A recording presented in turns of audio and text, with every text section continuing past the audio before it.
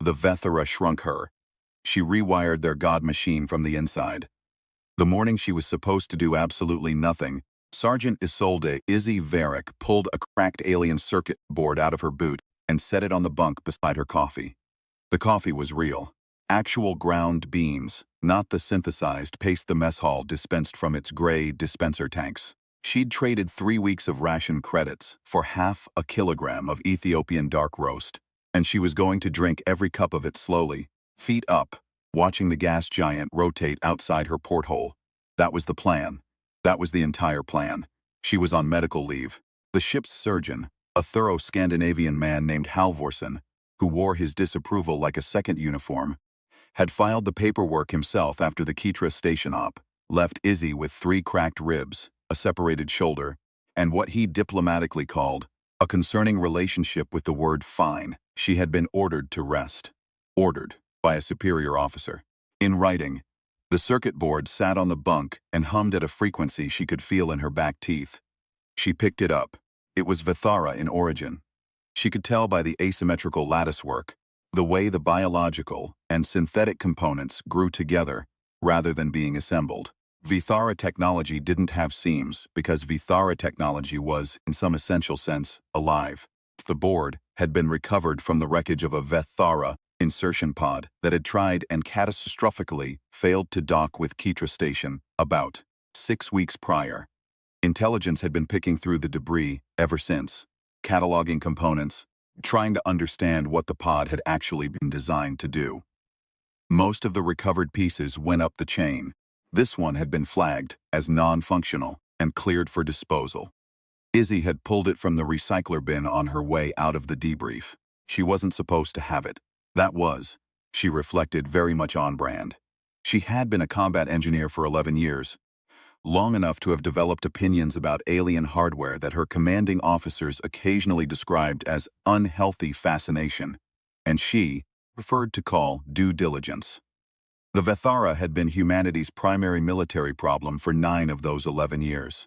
Understanding how their machines worked, not just how to break them, which was her official job, but how they actually functioned, what logic or instinct or biological imperative drove them, felt like a matter of survival. Personal survival, collective survival. The kind of survival that required you to be awake and holding something you weren't supposed to have when you were technically supposed to be sleeping.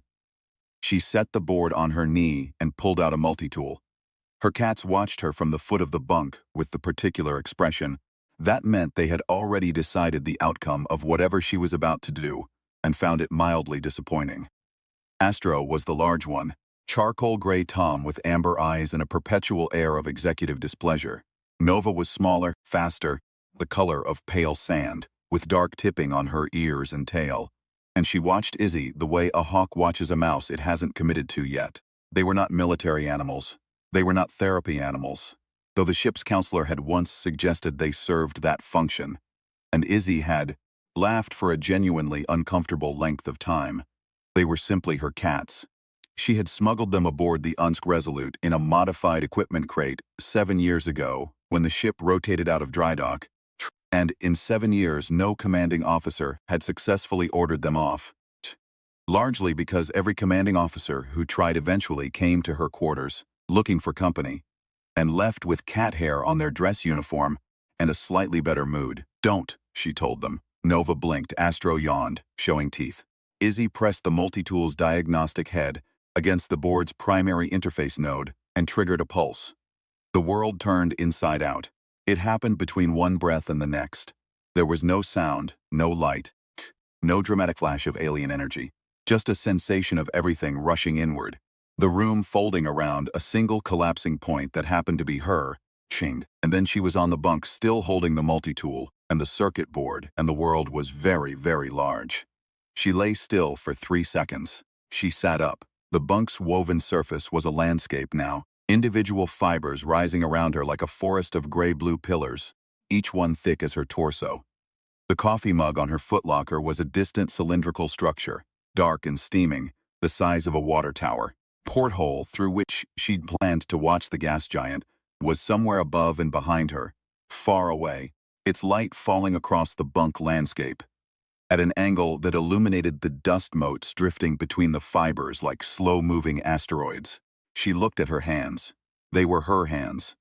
Same scarring on the left knuckle from the Meridian op. Same callus at the base of her right thumb from 11 years of multi-tool use. Just her hands. Approximately 1/10 the size they'd been 40 seconds ago. "Right," she said to no one. Her voice sounded normal to her own ears. It carried at this scale, she had no idea. She filed that question under things to care about later and started taking inventory. Multi-tool. Present. Functional. Also miniaturized since she'd been holding it. The diagnostic pulse must have affected a localized field. Whatever she'd been touching or wearing had come down with her. She had her clothes, her boots, her watch, the multi-tool, and approximately 4 inches of circuit board that was now roughly the size and weight of a surfboard relative to her current dimensions. The circuit board was also still humming. That was either very good news or very bad news, and she didn't have enough information yet to determine. She set it down carefully on the bunk surface. It landed with a soft thump she felt through her boots, and turned a slow circle. Quarters were different at this scale. Familiar and utterly alien simultaneously, which was a sensation she recognized from her first weeks of combat deployment, when every landscape turned hostile by context. The footlocker was a cliff face. The gap between bunk and wall was a canyon. The door was closed. Good. The ventilation grill in the far wall was not closed. It was open as it always was, the magnetic cover set to passive circulation. Current scale, the grill slats were roughly the width of her forearm apart. Wide enough. Wide enough for what, exactly? She hadn't worked out yet. She was working in order of priority. Priority 1, understand what happened. Priority 2, determine if it was reversible. Priority 3, avoid dying before she got to priority 2, a sound. She had forgotten about the cats. To be fair to herself, she had forgotten about the cats in the way that you forget about weather when you're inside. It's not that you don't know it exists. It's that it temporarily fails to register as relevant. The cats were always there. The cats were furniture. The cats were currently the approximate size of elephants. Astro had appeared at the foot of the bunk, pulling himself up with casual, enormous ease, and he was looking at her. His amber eyes, each one now roughly the diameter of a dinner plate from her perspective, moved with slow, deliberate focus. His nose worked, his whiskers, each one a pale cable thick as rope, swept forward. Izzy had been in a lot of bad situations. She had been shot at, stabbed at, spaced briefly. That was the Meridian op, which had been a very full day. Blown partially off a bulkhead by a Vethera concussive charge, and once cornered by a Vethera warden unit in a maintenance crawlway, with nothing but plasma cutter and bad intentions. In all of those situations, she had felt afraid in the specific, controlled way that 11 years of combat conditioning produced. The fear that sharpened rather than paralyzed. The fear that her body used like fuel. Looking at Astro's face from her current altitude, she felt a different fear, an older one. Something that lived in the parts of the brain that remembered being small and slow in a world full of things with teeth. She did not let it run. Picked it up, looked at it, and set it aside. "Hey," she said quietly. "Astro, it's me." The enormous head tilted. One ear pivoted. He couldn't understand her at this frequency. Possibly. Or he understood her and had decided she was something different now.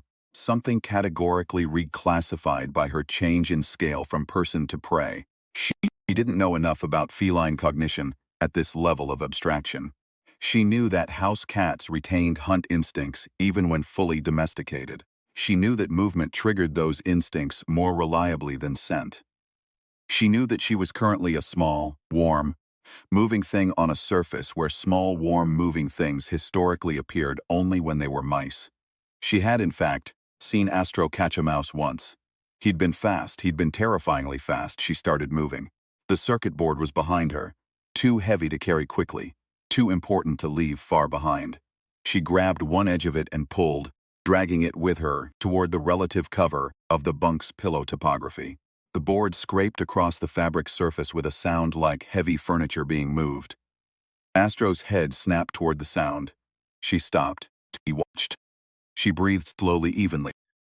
The way Halverson had told her to breathe post-op when the ribs were worst and each inhale was a negotiation. In through the nose. Out through the mouth. Don't let the body panic, because the body's panic is slower than the body's calculation. Astro's tail began to move. Side to side, slow and pendulous, that was the tell. She knew that tail movement, she'd seen it 1,000 times. Usually, when he'd spotted a bird through the porthole or a dust mote, moving in the wrong light. It meant his decision-making had completed, and the hunt brain had engaged. Izzy ran. She ran with the circuit board because she had no choice. She'd wrapped her arm through its lattice in the scramble, and it came with her. And she ran. The pillow, the large soft mountain of it, because large soft mountains crevices, and crevices had cover, and cover was the first thing a combat engineer looked for in any landscape, hostile or otherwise. Behind her she heard Astro land on the bunk, felt it actually, the whole surface shuddering with his weight. And the sound of his approach was a rhythm she could feel through the soles of her boots. A fast, padded drumbeat. She went sideways at the last moment. It wasn't a plan, it was a reflex. The same reflex that had kept her alive on 3 different ships. When her brain moved faster than her thinking, she went sideways, and the enormous paw came down on the spot where she'd been. Close enough that the displaced air hit her like a wave, and she kept moving, scrambling along the bunk's edge, toward the gap between bunk and wall, the canyon. It was a long drop at her current scale. 3 or 4 meters of real-world gap, translated to something that felt like the edge of a 4-story building, but below was the floor, which was flat and open and offered no cover, but was at least not a surface Astro could easily navigate from. Cats did not corner well in open-floor situations. Cats preferred elevated ambush positions. She looked at the board in her arms. She looked at the gap. She jumped. The landing was not elegant. She hit the floor hard and rolled, the circuit board slamming down beside her, and the floor surface, smooth composite decking at full scale, was at her current size an expanse of near-featureless terrain with widely spaced seams she could use as reference points. She got up fast. Nothing broken. The ribs Halverson had been so concerned about sent a sharp editorial comment she logged and ignored. Above her, Astro was looking down from the bunk edge. He made a sound, low, questioning, and she saw him calculate the drop. He'd do it. He was a cat. He would absolutely do it. She needed an objective. Real objectives, not just running.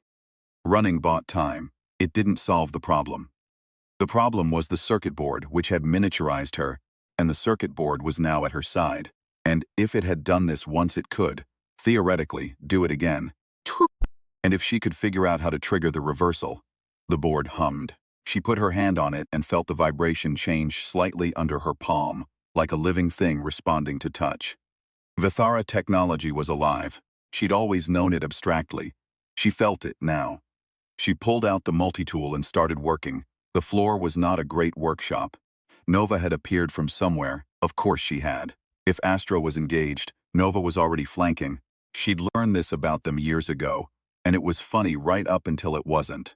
And she could see the smaller cat moving along the baseboard in long, low-slung stalking steps, her pale fur blending with the wall color in a way that was objectively impressive. She had maybe 90 seconds before Nova completed her approach.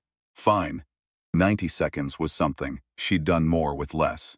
The circuit board's interface nodes were biological ports, grown rather than manufactured, which meant they had what Vithara engineers called responsivity. They reacted to pressure, to electrical current, to biochemical signals, in ways that allowed Vithara operators to communicate with the technology through physical contact rather than external input. It sent in 3 separate intelligence, and dismissed it as theoretical. She was now pressing her palm flat against a living circuit board and feeling it push back, feeling something like a slow pulse, something like recognition. Not recognition of her specifically, recognition of biological presence, of hands. She worked the multi-tool's secondary probe into the board's edge interface and started tracing current. The board had a primary emission node. She found it by feel more than sight. A raised junction where 3 lattice lines converged and the vibration was strongest. And she pressed both thumbs against it and felt the pulse spike. Nova had stopped moving. She was watching, head low, eyes wide. Izzy didn't look at her. Looking was an invitation.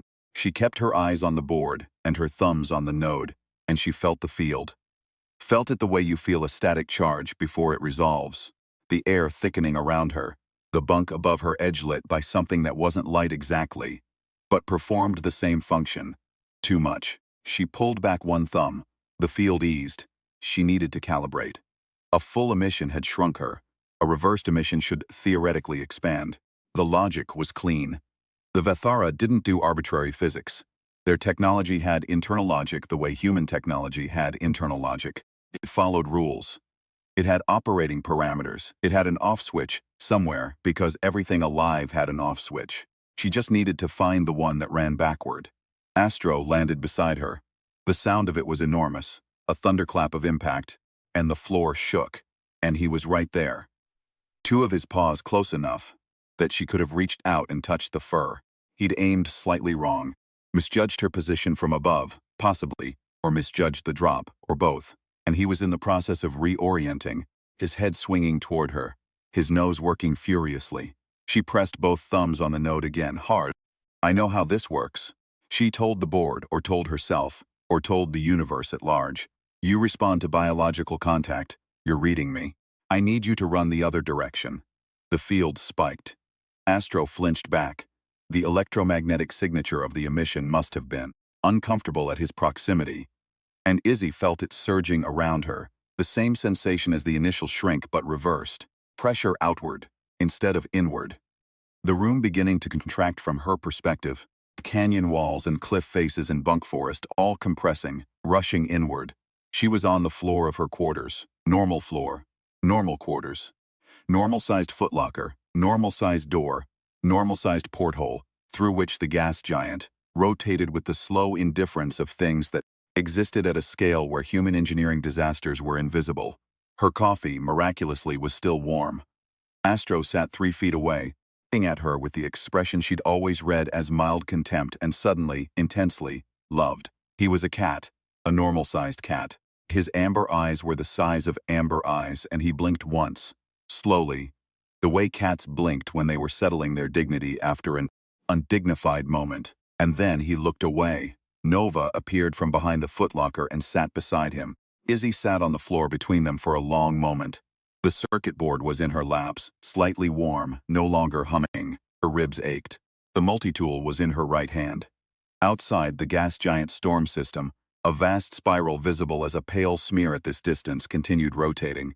Absolute geological patience. She pulled out her communicator. Varric to intelligence section. A pause then. This is Lieutenant Chen, intelligence section. I need to report a recovered Vethara component that I may have slightly inactivated. Another pause, longer.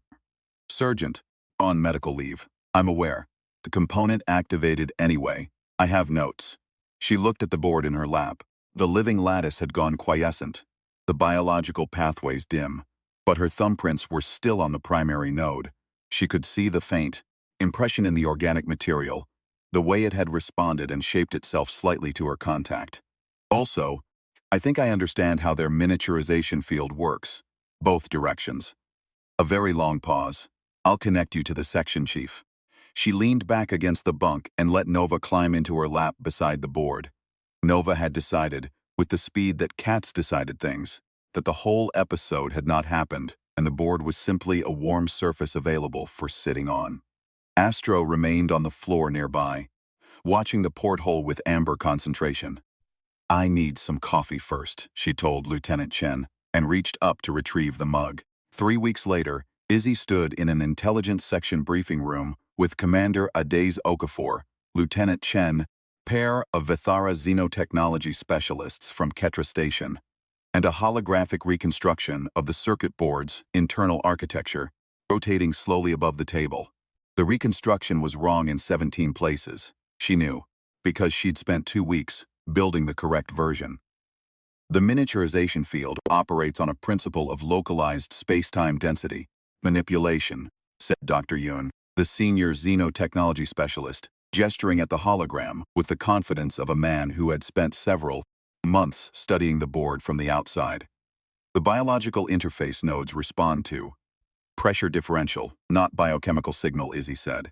Everyone at the table looked at her. The nodes read physical pressure as a calibration input. The system doesn't care what's pressing them. It cares how hard. That's why it's a contact system, rather than a broadcast system. They had to touch it to drive it.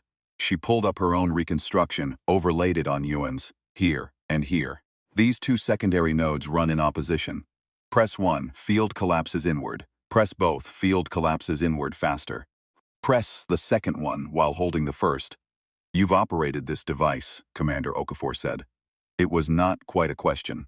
Izzy considered her response options for approximately 1 second. The device operated in my presence. I gathered observational data. Sergeant Varek, Okafor said, with the particular weight of a commanding officer who had been doing this long enough to understand exactly what observational data meant in context. Are you telling me that you activated a Vethara miniaturization field, survived the activation, reverse-engineered the operating principle from inside the field while on medical leave? I was resting, Izzy said. I was resting and conducting research simultaneously. The briefing room was quiet. Lieutenant Chen, across the table, appeared to be looking very carefully at the wall to his left. The reversal mechanism, Commander Okafor said finally. Walk me through it. She walked them through it. She had notes. She had very good notes because she had always had very good notes. Because 11 years of combat engineering had taught her that the difference between understanding something and knowing you understand something, documentation. And she'd started writing the moment she was back to full size with her coffee and her cats, and the satisfied quiet of quarters that were once again the right dimensions.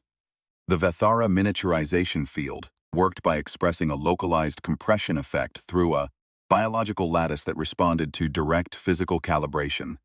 Izzy had worked it backward, had felt her way through the calibration in real time, under pressure, with 2 large cats and a time limit. And what she'd found at the other end of that process was not just a reversal, it was a frequency. A specific modulation of the compression wave that, rather than collapsing matter inward, could push it outward, expand it. She had spent 2 weeks examining what that expansion looked like when applied not to a human being, but to the field itself, to the technology generating it. If you drive both nodes simultaneously, she said, bringing up the final diagram, offset the pressure by roughly 20%, right node stronger than left. The field doesn't collapse inward or expand outward. It folds, turns on itself, applies the miniaturization effect to the device generating the field. The room absorbed this. You're describing a weapon, Commander Okafor said slowly. I'm describing an observation, Izzy said. What you do with it is above my pay grade. She looked at the diagram, floating above the table. The architecture of a thing that could make itself small, turn its own power against its own source. And thought about the floor of her quarters, the enormous cats, the way the board had felt in her hands, alive and responsive, and waiting for someone with the right pressure in the right place to tell it what to do. Vethara technology was alive, that had always been the doctrine. Alive, therefore complex, therefore superior, therefore overwhelming. 9 years of that doctrine. 9 years of fighting something designed and grown and fundamentally beyond human manufacturing capacity. What no intelligence briefing had ever said, because no one had held the board close enough and pressed hard enough and paid attention to what pushed back. Alive meant it could be hurt. She closed her notes. I'd like to return to medical leave, she said. My ribs still hurt and I haven't finished my coffee. 6 months later, first Vethara miniaturization array folded in on itself during the assault on Reach Corridor 7. Its field, inverting and collapsing the 3 Warden units advancing under its cover to something approximately the size of a fist. The battle for the corridor took 4 hours instead of the estimated 16. No human fatalities. The debrief cited intelligence innovations in Vethara field technology and did not mention a sergeant on medical leave, a malfunctioning circuit board, or 2 large cats. Izzy read the debrief on her bunk. Astro was asleep on her feet. Nova was watching the porthole. The gas giant had rotated, as gas giants do, at its own enormous patient scale. Her coffee was exactly the right temperature. She had done nothing all day. She had rested. She had sat still and felt the quiet of quarters that were her correct size and thought about nothing particular. About the way the storm systems on the gas giant looked like a thumbprint pressed into clouds. About the specific gray of Astro's fur in the porthole light. About the half-kilogram of Ethiopian dark roast she still had left and the weeks of leave still ahead. The circuit board was in the intelligence section's secure vault. It had been decommissioned, catalogued, and assigned a long alphanumeric designation that would appear in briefings for years. She didn't need it back. She had the notes. She always had the notes. She reached down and scratched Astro behind the ear. He made a low sound that was not quite a purr, but was not quite not a purr either. And she watched the storm systems turn on the gas giant, and she was, first time in a long time, simply still. Her communicator chimed. She looked at it. Lieutenant Chenge, there's another recovered component. Different insertion pod. Labels say non-functional. It's been flagged for disposal. Thought you should know before it hits the recycler. She looked at the communicator. She looked at the porthole. She looked at Astro, who had opened one amber eye and was watching her with the patient authority of a creature that had seen this exact moment before, and already knew how it ended. She picked up the communicator. On her way, she stopped to refill her coffee.